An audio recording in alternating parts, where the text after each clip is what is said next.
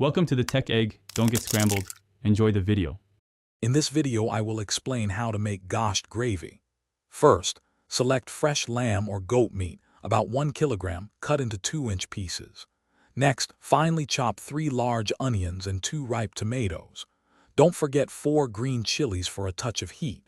Also, measure out 2 tablespoons of ginger garlic paste and gather your essential spices like turmeric and red chili powder. This preparation ensures a smooth cooking process. Now let's start cooking. Heat about 1/2 cup of oil in a heavy-bottomed pot over medium heat.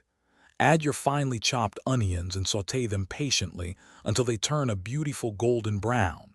This step is crucial for flavor. Then, stir in the ginger garlic paste and cook for about 2 minutes until fragrant. Finally, add the green chilies and tomatoes, cooking until they soften and the oil separates. Once your aromatics are ready, it's time for the star ingredient. Add the meat to the pot and brown it thoroughly on all sides. This seals in the juices. Next, sprinkle in 1 teaspoon of turmeric powder, 2 teaspoons of red chili powder, and 1 tablespoon of coriander powder. Don't forget about 1/2 teaspoon of garam masala for that authentic taste. Cook the meat with these spices for 5 to 7 minutes, ensuring everything is well combined. For the final stage, pour in about 2 cups of hot water. Bring the gravy to a gentle boil, then reduce the heat to low.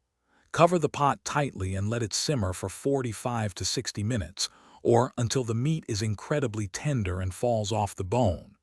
Stir occasionally to prevent sticking. Before serving, garnish your delicious Gosht gravy with fresh cilantro. Enjoy this rich and flavorful dish. Thanks for watching. Consider subscribing if I helped unscramble your problems.